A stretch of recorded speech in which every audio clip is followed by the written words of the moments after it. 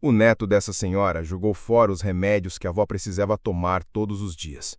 Mas o destino deu uma lição que ele nunca mais vai esquecer. O dia amanheceu nublado naquela pequena cidade do interior. A brisa passava pelas janelas abertas da casa de Dona Celina, uma senhora de 78 anos, de olhos castanhos suaves, cabelos grisalhos presos com cuidado e um coração cheio de memórias. Ela morava sozinha havia mais de 10 anos, desde que seu marido, Agenor, falecera. Seu maior tesouro era a caixinha de madeira que guardava no quarto com cartas antigas, fotografias amareladas e o primeiro sapatinho de crochê que ela mesma fizera para seu neto preferido, Miguel. Miguel tinha sido criado por ela dos 5 aos 11 anos, enquanto sua mãe trabalhava em outro estado.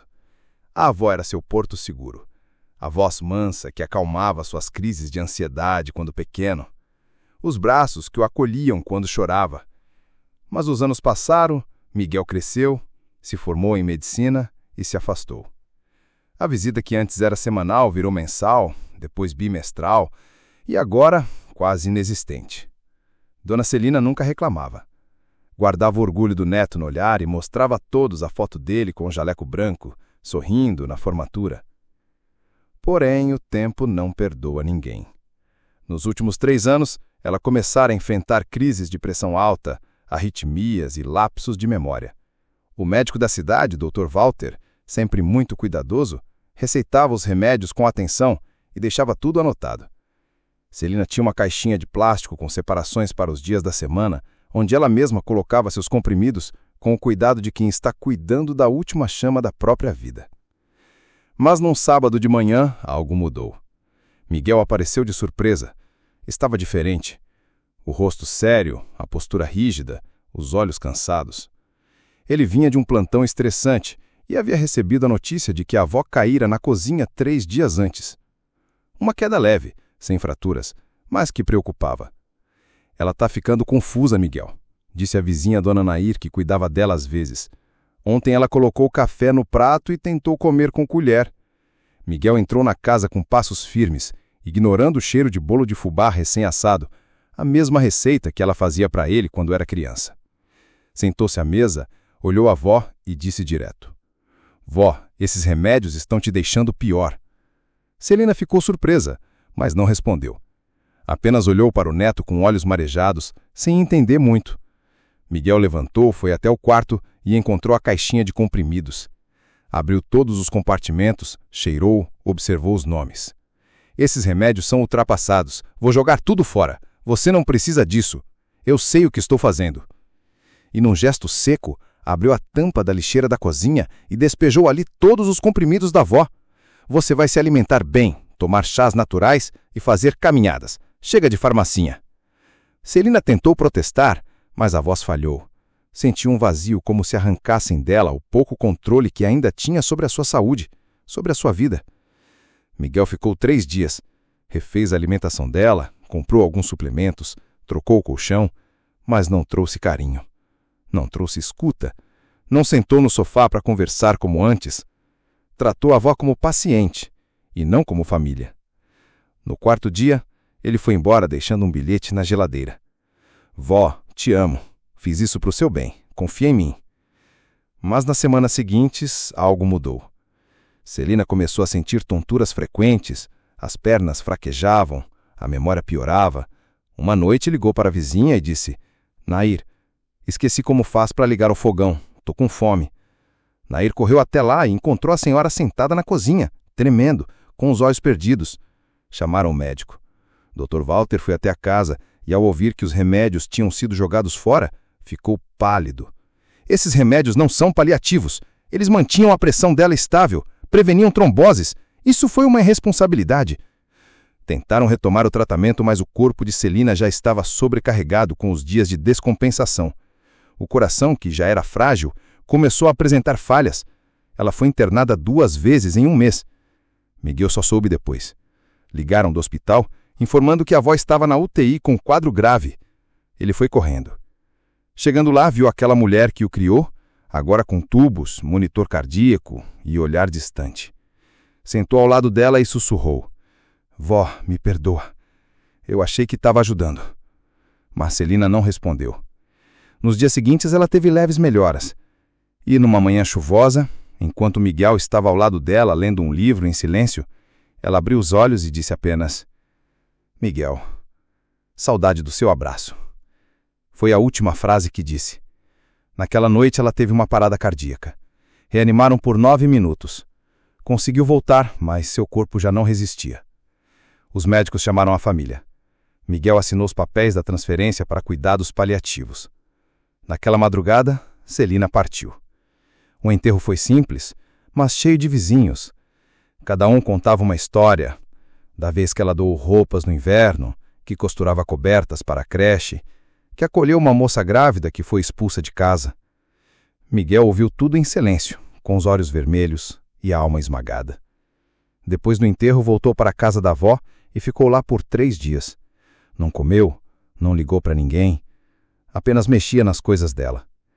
Achou uma carta dentro da caixinha de remédios antiga. Era destinada a ele. A letra trêmula dizia: Miguel, sei que você é médico e sabe muitas coisas, mas essas pílulas, mesmo que pequenas, me davam paz, me deixavam de pé, me ajudavam a lembrar de quem eu sou. Quando você as jogou fora, eu entendi que estava indo embora, mesmo que você não me dissesse. Eu não fiquei triste porque vou morrer, meu amor. Fiquei triste porque você não quis escutar o meu silêncio. Miguel chorou como criança. Entendeu que mais do que saber o que é melhor, é preciso ouvir, respeitar, acolher. Os remédios não eram só químicos. Era uma ponte entre a vida e a dignidade. E ele, na ânsia de controlar, apagou a última luz de quem o amava mais do que tudo. Desde que perdeu o marido, Dona Lourdes vivia sozinha em sua casa simples no bairro onde criara seus 3 filhos. O tempo passou, os filhos se mudaram e os netos cresceram.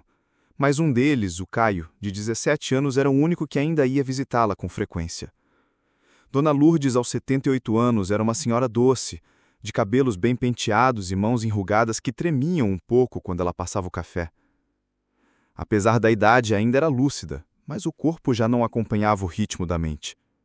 Tomava vários remédios diariamente, para o coração, para a pressão, para as dores, e alguns que ela nem sabia mais explicar.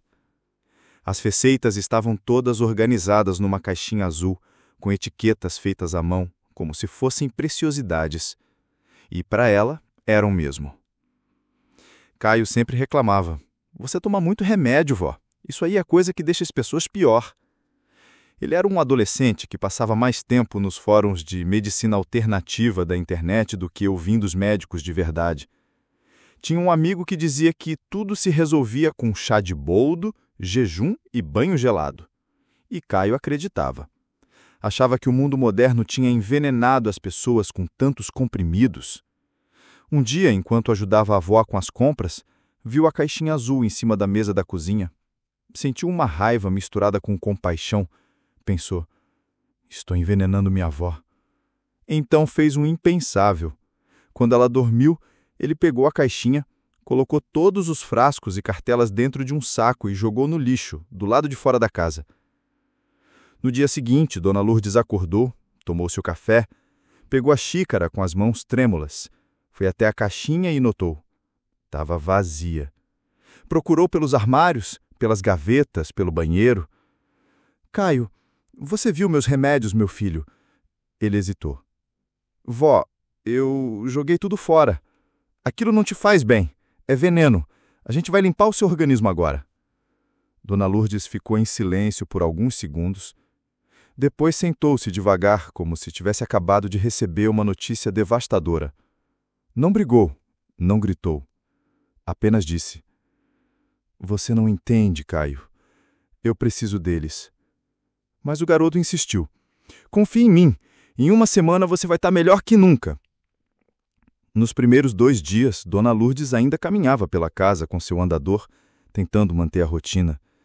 Mas no 3º dia, sentiu uma dor forte no peito. No 4º, mal conseguia levantar da cama. No 5º, estava tão fraca que mal abriu os olhos. Caio se desesperou. Vó, o que está acontecendo? Ela não conseguia falar direito. Suava frio. O neto, assustado, ligou para a mãe, que chegou correndo. Quando viu o estado da avó, chamou a ambulância imediatamente. No hospital, os médicos tentaram estabilizá-la. Quando perguntaram sobre os medicamentos, ela mal conseguia responder. Caio, tremendo, confessou: "Eu joguei fora tudo. Eu achei que estava fazendo certo." O médico olhou com uma expressão difícil de descrever. Uma mistura de decepção e pena. "Ela depende da medicação. Isso aqui é resultado da falta de tratamento." A família se reuniu. Os filhos chegaram, um deles de outra cidade. E lá estava ela, frágil, no leito de um hospital, conectada a aparelhos, recebendo pela veia os medicamentos que não deveria ter deixado de tomar. Caio chorava do lado de fora do quarto, a cabeça entre as mãos, sem saber o que fazer. Ele amava a avó, só queria que ela vivesse mais. Acreditou que tirar os remédios seria a cura, mas causou o contrário. Uma semana depois ela melhorou. Voltou para casa, mais fraca, mais viva. O médico fez um alerta: se isso se repetir, não garantimos que ela sobreviva. Caio nunca mais tocou nos remédios. Passou a ir à farmácia pessoalmente, anotar horários, preparar o copo d'água. Pedia desculpas com os olhos. Um dia, ela o chamou na sala. "Meu netinho, eu sei que você fez aquilo por amor, mas amor sem sabedoria pode matar. Cuidar é ouvir também, não só acreditar no que a gente quer." Ele chorou. Abraçou a avó como se fosse a última vez. Na semana seguinte, fez uma tatuagem discreta no pulso, um pequeno coração com uma pílula no centro, para nunca esquecer que amar alguém também é aceitar que não sabemos tudo. E naquela casa simples, onde a fé e os remédios dividiam a mesa, Caio aprendeu a maior lição da vida: que cuidar de quem a gente ama exige escuta, humildade e responsabilidade, e que, às vezes, um gesto impensado, mesmo nascido do amor, pode ter consequências graves. Mas também aprendeu que o perdão existe e que recomeçar é possível. Desde então, toda noite Caio senta ao lado da avó, segura sua mão e diz: "Hoje já tomou seu remedinho, vó?" Ela sorri. "Tomei sim, meu anjo, com a sua ajuda."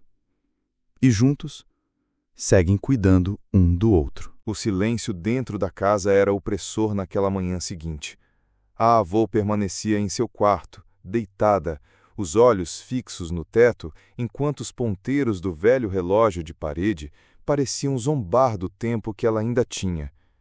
O neto, atormentado pela culpa, sentou-se na sala, os olhos inchados de tanto chorar, segurando nas mãos o frasco vazio que havia jogado fora dias antes.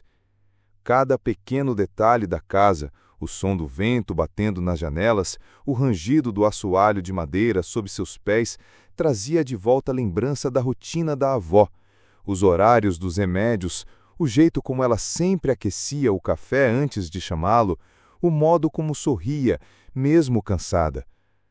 Naquela tarde, ele fez algo que não fazia há muito tempo. Sentou-se ao lado da avó e ouviu, sem interromper, sem julgar. Apenas ouviu. Ela falou pouco, mas seus olhos disseram tudo: a tristeza, a dor, a decepção, mas também, e surpreendentemente, um traço de amor que ainda resistia. O neto então prometeu mudar. Não com palavras rasas, mas com atitudes reais. Começou limpando a casa, preparando as refeições como via a avó fazer e, mais importante, correu até a farmácia para comprar todos os remédios que havia descartado. Levou-os de volta e, com mãos trêmulas, entregou um por um, ajoelhado como se pedisse perdão com o coração inteiro. Nos dias que se seguiram, ele passou a acordar cedo, preparar o café, acompanhar a avó nas caminhadas curtas pelo quintal e ler para ela os versículos que ela tanto gostava. A saúde da avó, antes abalada, começou a demonstrar pequenas melhoras. Não havia milagre, mas havia uma força que ressurgia, a do cuidado, a do amor restaurado, a do arrependimento genuíno. Mas a história não para aí. Um dia, enquanto organizava um dos armários antigos da casa, o neto encontrou uma caixa de cartas. Eram escritas por seu avô, décadas antes, quando a avó enfrentava momentos difíceis. Nas cartas, o avô falava de esperança, sobre família, sobre perdão. Uma das cartas dizia: se algum dia nossos netos se perderem no caminho, que eles encontrem nos nossos passos um mapa para voltar. Aquilo atingiu o jovem como um raio. Era como se seu avô falasse diretamente com ele, guiando-o mesmo depois de tanto tempo. Movido por essas palavras, o neto decidiu escrever uma carta para a avó, colocando ali todos os sentimentos que não conseguia dizer em voz alta. A deixou sobre o travesseiro dela com uma flor do jardim. Quando a avó leu, chorou como há muito não fazia. E naquele momento, abraçaram-se em silêncio, como se o tempo perdoasse tudo que fosse sincero.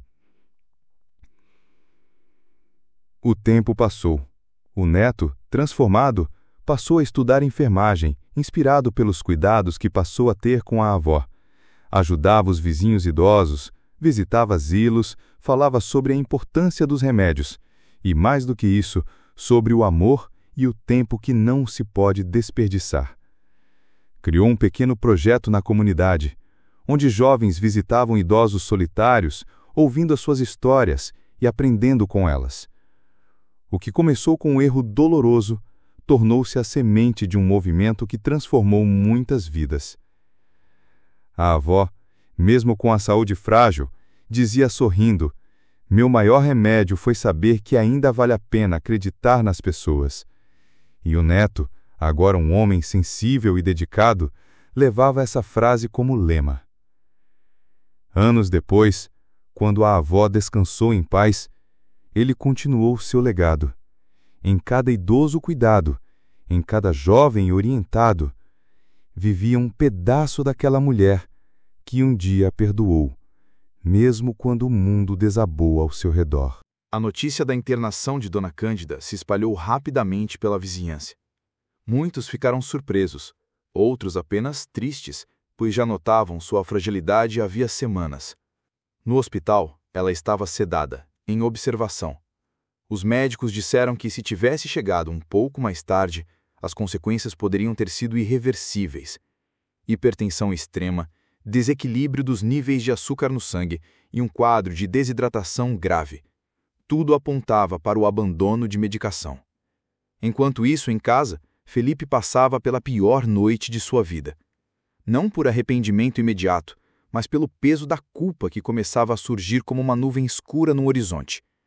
Ao ver a avó sendo levada desacordada pelos socorristas, algo dentro dele começou a se partir. Pela primeira vez, a possibilidade de perdê-la de verdade se tornou real. Na manhã seguinte, foi ao hospital. Encontrou sua mãe Sílvia, de olhos inchados. Ela o olhou com tristeza, não com raiva, o que doeu ainda mais. Ela perguntou por você, disse Sílvia, a voz embargada. Felipe entrou no quarto. A avó estava acordada, fraca, com fios ligados ao braço e oxigênio sobre o nariz, mas ao ver o neto, esboçou um pequeno sorriso, como se aquele simples gesto fosse mais importante do que tudo. Oi, meu anjo, murmurou ela. Felipe se aproximou, tocou sua mão. Pela primeira vez em meses, chorou na frente dela. Me perdoa, avó. Eu fui egoísta. Eu não entendi. Dona Cândida apertou sua mão com a pouca força que tinha. Você ainda está aprendendo, meu filho. Só não demore demais para aprender. Naquela semana, enquanto ela se recuperava, Felipe não saiu do hospital. Dormia em cadeiras duras, lia os livros que a avó tanto gostava e cuidava dela com o zelo de quem descobre tarde demais o valor das pequenas coisas. Quando ela recebeu alta, voltou para casa, mas não para a mesma rotina. Felipe mudou tudo. Reinstalou os lembretes dos remédios, aprendeu os horários de cada comprimido, começou a cozinhar para ela, a acompanhá-la nas caminhadas curtas pela calçada. e pela primeira vez em muito tempo passou a escutar suas histórias com o coração aberto. Em uma dessas tardes, Dona Cândida contou sobre seu casamento, sobre o nascimento da filha, sobre as cartas que escrevia ao marido quando ele estava longe trabalhando no interior. Felipe escutava tudo com atenção. Começava a enxergar ali uma mulher cheia de vida, que enfrentou dores, batalhas, amores e perdas. Ele não estava apenas cuidando da avó, estava redescobrindo a própria história.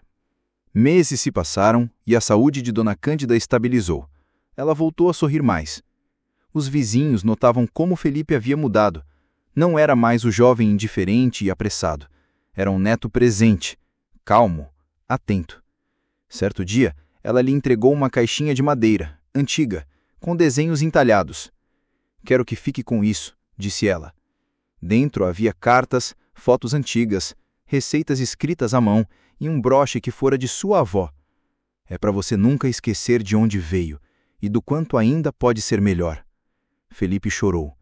Abraçou a avó com força. A partir daquele dia passou a escrever um diário. Anotava tudo o que aprendia com ela, tudo o que sentia, e prometeu a si mesmo que, enquanto ela estivesse viva, faria por merecer aquele amor incondicional. Um dia, numa tarde chuvosa, enquanto tomavam chá, Dona Cândida segurou sua mão e disse: "Sabe, Felipe, o que você fez me machucou muito, mas saber que teve coragem de reconhecer o erro e mudar, me curou." Ele respondeu com os olhos marejados: "Você me salvou, vó. Não foram os remédios que te mantiveram viva. Foi o seu amor por mim. E agora, é isso que me mantém de pé." Quando, anos depois, ela se foi em paz, dormindo em sua cama, Felipe encontrou entre seus pertences uma última carta, com sua caligrafia trêmula. "Meu querido neto, o perdão é a ponte que liga os erros ao amor verdadeiro. Que você nunca esqueça disso." E ele nunca esqueceu. Felipe se tornou voluntário em uma casa de repouso. Ajudava idosos a tomarem seus remédios, conversava com eles, escrevia suas histórias, transformou o erro mais grave de sua vida na missão mais bonita que poderia ter. Porque entendeu, tarde, mas não tarde demais, que a vida é feita de tempo, cuidado e escolhas. E às vezes, quando a gente acha que está jogando fora algo velho, está, na verdade, destruindo algo insubstituível, como os remédios da avó. Dona Almerinda sentia o corpo fraco, como se a energia tivesse desaparecido de vez. A dor no peito estava mais aguda e o cansaço parecia o dobro. Ainda assim, tentou levantar-se com dificuldade da poltrona. Precisava fazer o almoço para o neto, mesmo sabendo que ele provavelmente não comeria. O estômago dela estava vazio desde a noite anterior, mas não queria gastar o pouco que restava da despensa. Pensava nele primeiro, como sempre. Limpou os olhos marejados com um lenço já antigo e se apoiou na bengala. Quando chegou à cozinha, percebeu que as panelas ainda estavam sujas do último jantar que o Nato recusou. Suspirou. Lavou tudo em silêncio. Enquanto preparava o arroz, uma forte tontura a obrigou a sentar-se. A cabeça girava. O som da chaleira ao fundo foi se afastando, ficando mais longe, como se ela estivesse sendo sugada para dentro de si mesma. Quando Pedro chegou da rua, encontrou a avó desmaiada no chão da cozinha. Por um instante, o pânico o atingiu. Gritou por ajuda. Ligou para a emergência, tremendo. No hospital, os médicos disseram que o quadro era grave. A avó havia tido uma crise forte por conta da hipertensão descontrolada. Descobriram que ela não tomava os remédios há semanas. E quando perguntaram por quê, ela, com a voz fraca, respondeu apenas: "Sumiram." Pedro sentiu o estômago revirar. Lembrou-se do dia em que jogou fora os remédios, irritado com o fato de ela insistir em tomá-los. Achava que ela estava sendo fraca, exagerando as dores. Achava que ela usava os remédios como desculpa para chamar atenção. A culpa caiu sobre ele como um prédio inteiro desabando. Dona Almerinda ficou internada por alguns dias. Durante esse tempo, Pedro, pela primeira vez, limpou a casa inteira sozinho. Lavou roupas, fez a comida, pagou as contas que estavam em atraso. Também sentou e começou a ver os vídeos antigos dela, guardados em um pendrive. Ela ensinando a fazer crochê, ela cuidando das plantas, ela dando risada com ele ainda criança no colo. Chorou em silêncio. No hospital, segurando a mão enrugada da avó, ele pediu desculpas baixinho. Me perdoa, avó. Eu não sabia. Eu fui egoísta. Eu só pensava em mim. Ela, com a voz fraca e um leve sorriso, respondeu: Eu sempre soube que você ia perceber. A dor ensina mais do que o conselho. Pedro não largou mais dela. Voltaram para casa e, aos poucos, ele cuidou dela com uma dedicação que surpreendeu até os vizinhos. Voltou a estudar à noite, conseguiu um emprego meio período e, todas as manhãs, preparava os remédios com carinho. Organizava numa caixinha com os dias da semana, comprou até um lembrete eletrônico. Um dia, durante uma consulta médica, o doutor comentou: Sua avó está melhorando muito. Ela está viva hoje por amor. Amor verdadeiro salva. E ele respondeu: Eu demorei a entender isso, mas não deixo mais ela sozinha. A história de Pedro e Dona Almerinda rodou o bairro, chegou até a internet, foi parar em páginas que falavam sobre respeito aos idosos. Ele até foi convidado para falar numa escola sobre a importância do cuidado com a família. E no aniversário de 80 anos dela, Pedro fez uma festa simples, mas cheia de emoção. Gravou um vídeo. Essa é minha avó. Eu quase a perdi. Hoje, cada xícara de café com ela é um milagre. Cuidem dos seus antes que seja tarde.